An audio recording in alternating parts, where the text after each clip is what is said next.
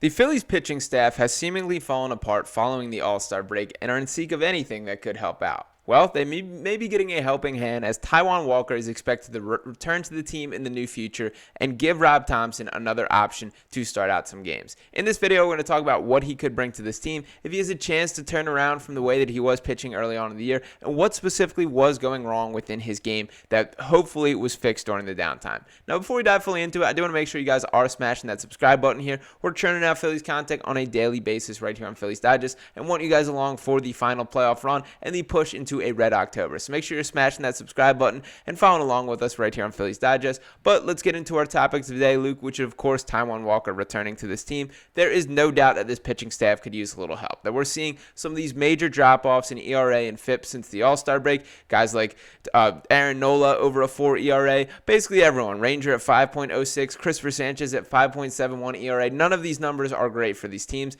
We hope this is a short-term thing, but the bottom line is there's at least one reinforcement on the way, even if it is not as promising of a name as most would hope. So how are we feeling about a little Taijuan Walker return right now? What's your vibe check? I mean, not great. It's just, listen, I know what I'm going to get from Taijuan Walker at this point. I'm not expecting him to come back and, be some lockdown ace. It's not what he is.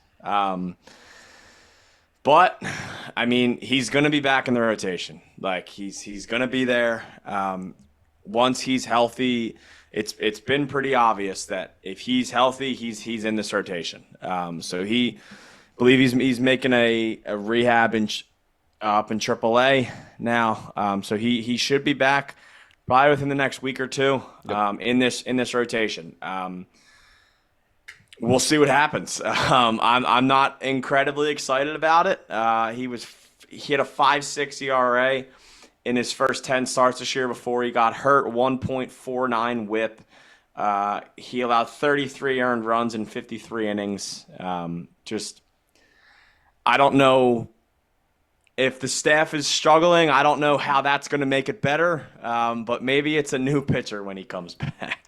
Yeah, let me sell you on the vision here, Luke. I'll be the voice of optimism. Let's talk some Taijuan Walker. So I want to start out with a couple of different reports we have here. We got this from Rob Thomson saying that Walker is likely to rejoin the Phillies rotation Sunday against the Diamondbacks. He will make his second rehab start Tuesday night at AAA Lehigh Valley, which is tonight at the time of recording this, and is set to throw 60 to 65 pitches. That would put him on track for 80-ish pitches if he returns on Sunday. From Thomson, quote, his velocity was up to 93 in his last start. Hopefully he can maintain that because if he's 93 and the split was really good, it's a good sign. The Phillies would be thrilled if those two developments translate back to the majors because Walker was in the 90 to 91 mile per hour range with his fastball and could not command his splitter before hitting the injured list on June 23rd with a blister. His opponents went 25 for 60, which is a .417 batting average against the split with 7 doubles and 3 home runs compared to 210 just a season ago. And to add a little bit more to that here, we have Thomson saying, as far as the timeline which initially happened, that don't know.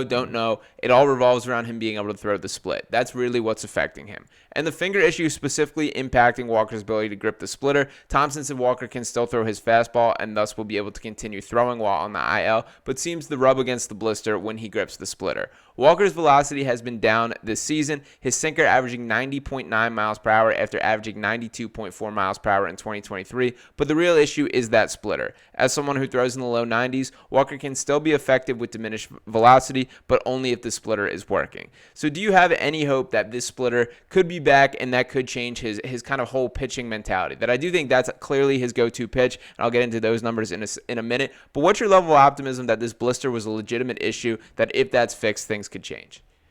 Yeah, I mean, it's pretty obvious. The split, the issue was that he didn't have the split this year. Yeah. Hitters in 2023 hit 205 against his split finger. 2022, they hit 195. 2021, they hit 258. In 148 split fingers this year, hitters are hitting 426 against it. I mean, it's pretty obvious that pitch wasn't there. He stopped throwing it as much. He threw it 33% of the time in 2023, and in 2024, it's just now up to 17%. So nearly cutting half of them out compared to all the other pitches. Yeah, I mean, if Taijuan doesn't have that splitter going, He's not it's an MLB ugly. pitcher. Yeah. No, he's not. It's ugly. 2023 hitters hit 273 against the sinker, 284 against the cutter, 260 against the two-seamer. So which are his other really three main pitches. So if if your number one pitch isn't on, it's going to get really ugly. So hopefully, obviously now he's fully back. Hopefully that finger will be okay once he comes back. But if it's not, man, it could get ugly again real quick. Yeah, 100%. And to add on to that a little further, the splitter really changed his entire trajectory as a pitcher when he figured that out. That after a rough start in 22 with the Mets, Walker tried out a new grip on his splitter, and it instantly became one of the best pitches in his game. Opponents hit just 195 with a 267 slugging percentage and a 29% whiff rate against that pitch, which he used more and more as the season went on. In his first year with the Phillies, that's still, as you mentioned, the most used pitch, throwing it 33% of the time. Opponents hitting just 205 with a 295 slugging percentage, and then this season, those numbers dipping down. If guys are hitting 426, going 23 of 54, and a 0.704 slugging percentage, that's straight up not good enough. So it is fully reliant on whether or not that splitter is back in my mind. But I guess I just keep thinking that they paid for this guy for a reason. There was a belief in Taijuan Walker for a reason. So either the Phillies got a lemon and this guy straight up doesn't have it, or he can return at least something close. And at this stage in the season and with this Phillies team,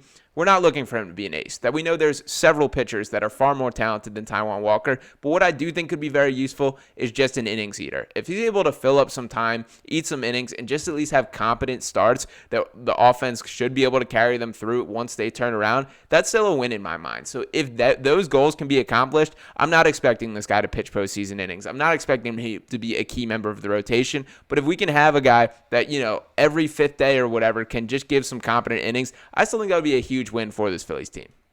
Yeah, and I think it will be too. And obviously right now with no Ranger, I think him coming back to eat innings is even more important than he was a few weeks ago. Yeah. If he can come back and throw, he can give me 5 innings a start, 5-6 innings, few earned runs. The offense is just going to have to hit that day. I'm not expecting him to go out and throw 7 innings, a 1-run ball every 5 days.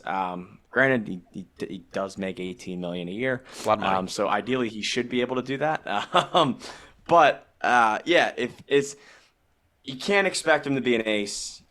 You just have to expect him to hopefully, like you said, just sort of eat innings. And sort of to go off of what you already said, he's not going to pitch in the playoffs. Right. Like, if there is a dire need and a bunch of guys get hurt, then maybe he would start a 4th game in a series.